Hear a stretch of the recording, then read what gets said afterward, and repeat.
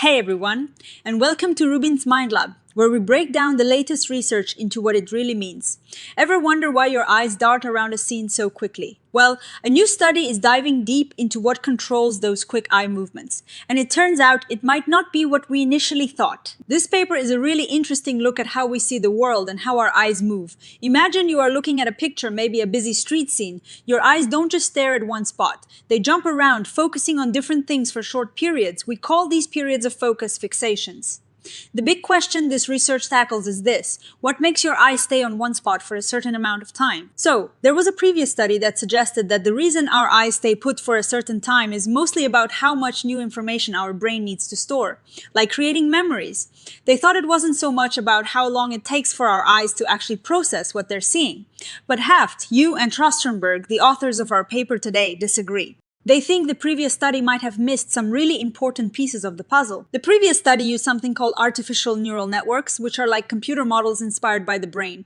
They found some correlations, basically a link, between what these computer models did and how long people's eyes stayed fixed. But our authors say that just looking at these computer models isn't enough. They argue that these models are too simplified and don't fully capture the complex reality of how our brains and eyes actually work. The previous study also used a brain imaging technique called MEG. Think of MEG as looking at brain activity from the outside, focusing mainly on the brain's cortex, which is the outer layer. Our authors are saying this is a problem because it doesn't tell us the difference between what our eyes are seeing directly in the center of our vision, called foveal processing, and what we're seeing out of the corner of our eye, called extrafoveal processing. They also point out that the previous study ignored something important called Post-Saccadic visual reafference responses.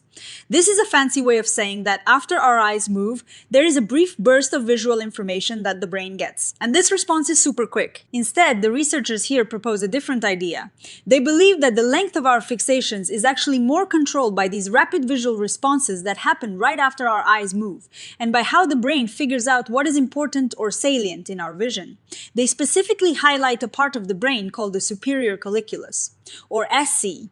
They think the SEC plays a much bigger role in deciding how long we look at something than even the early parts of our visual cortex. Let's backtrack a bit. The original study they're critiquing claimed there was a widely accepted theory about why fixation durations change. This theory said it is all about how long it takes to get the visual information, especially the detailed stuff our fovea picks up when we first land on a spot. But our authors question how prevalent this theory actually was, because the original paper didn't even provide any references for it. Their first point against this supposed prevalent theory comes from the MEG data. They say that the brain activity patterns measured by MEG settle down pretty quickly, within about 100 to 150 milliseconds after the eye landed on a spot. And importantly, this happened whether the person continued to stare at that spot for a short or a long time. Now, remember that concept of post-saccadic reafferent responses. These authors explain that these are basically visual signals that the brain gets as your eyes move and then stop. It is a mix of the image blurring as your eye moves and the new, clear image that appears when you stop. They say these signals calm down very quickly, even faster than when you just look at a static image. So, it makes sense that brain activity from MEG, which sums up activity from many areas, would stabilize quickly after a fixation, no matter how long you end up looking. The original study also looked at their artificial neural networks. Again, they found that these networks were better at recognizing or classifying image patches that people had looked at for longer. This was surprising to them because they thought if something took longer to process, it should be harder to classify. But our authors here think this finding doesn't really prove the original conclusion. They say that just because a network can classify something better after longer viewing doesn't mean that the longer viewing time was caused by memory encoding. The critical point, they argue, is that the original study missed a huge part of the story, that how long we fixate is not just about processing the current image, but also about planning the next eye movement. They clarify that those initial rapid visual reafferent responses, whether foveal or extrafoveal, are pretty much done within the first 100 to 150 milliseconds. And even if an image is really complex and takes a little longer for our brain to fully recognize, that adds only about 30 milliseconds in the highest parts of the visual system. This small extra time, they say, doesn't explain the really big differences we see in how long people fixate. So, what does explain why fixation durations vary so much? These researchers argue it is because each fixation involves a whole chain of events: getting sensory information, deciding where to look next, and preparing the muscles to move the eyes. And this is where the superior colliculus, the SC, comes back into play. They state that activity in the SE is a much better indicator of when the next eye movement will happen than activity in the primary visual cortex, which is what the original MEG study was primarily looking at. This is a fascinating detail. Neurons in the CC can actually delay their response to visual information. This happens for certain features like bright spots or detailed patterns, even if those features normally trigger a strong response.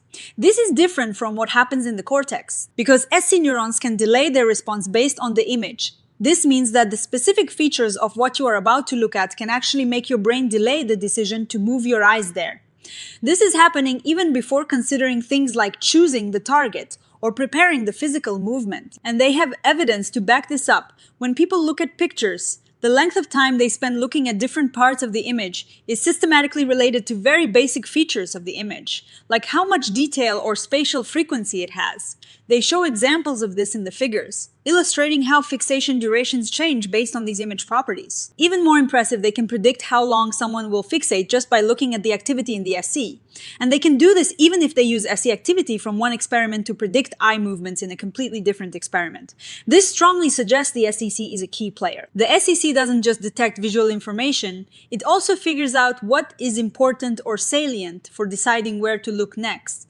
And it does this even before the visual cortex gets this salience information. This means that the decisions about when and where to move our eyes are heavily influenced by these pathways outside of the cortex. Pathways that the original study overlooked. Now, let's talk about the original study's findings on memorability, how well people remembered different parts of an image. These researchers point out that these findings are just correlations. A simpler explanation for why people remembered certain patches better could be the reverse. People remembered them because they looked at them for longer. The longer fixations might have led to better memory, not the other way around. They also raise questions about how to interpret these memory findings. For example, were the things people remembered easily classified by those computer models?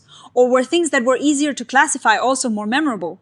These are important questions that weren't fully addressed. Another aspect of the original study involved a measure called theta-gamma phase amplitude coupling. The original authors themselves admitted this measure could be related to more than just memory. And again, this measure, like the MEG data, didn't distinguish between what was processed in the center of vision versus the periphery.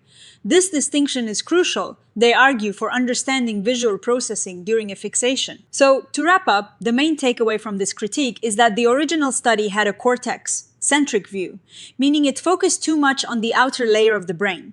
By doing so, it missed a crucial point. The best predictor of when we move our eyes might actually be happening in brain areas outside the cortex. They also mentioned that the way the original study was written made it hard to follow their reasoning. And they reiterate that the link between remembering things and how long we stare at them could just mean that longer staring leads to better memory, not that memory needs prompt longer staring. And perhaps the most critical point is that they didn't consider that how long we stare at something might be determined by what the next thing we're going to look at looks like, rather than just what we're looking at right now. This figure, especially panel A, really drives home the point about the superior colliculus.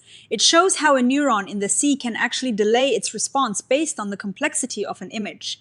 This delaying mechanism is super important because it can directly influence how long we wait before making our next eye movement. Panel B and C then show how, in real human vision, fixation durations are very much tied to these low-level image features.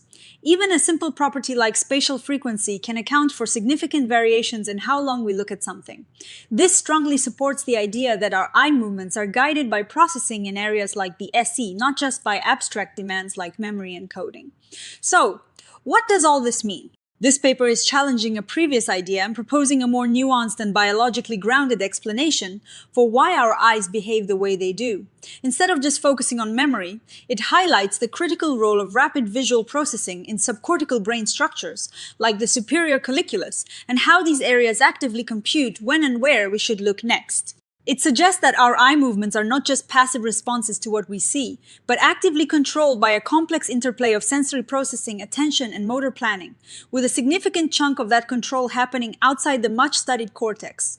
This research opens up exciting avenues for future studies. Now that we know how important the SEC and other subcortical areas might be, we can design experiments to investigate their precise roles in more detail. We could look at how different types of visual information influence SEC activity and, in turn, affect fixation durations. We could also explore how this subcortical control interacts with higher level cognitive functions like attention and decision-making. Understanding these processes could have implications for fields ranging from designing more intuitive user interfaces to understanding visual impairments. It really underscores that to truly understand how we see and interact with the world, we need to look beyond just the cortex and consider the whole brain in all its complex interconnectedness. Thank you so much for tuning into RUBIN'S Mind Lab. If you found this breakdown helpful, please give this video a thumbs up and subscribe for more explorations into the fascinating world of psychology and neuroscience. And let us know in the comments what other research topics you'd like us to cover. See you next time.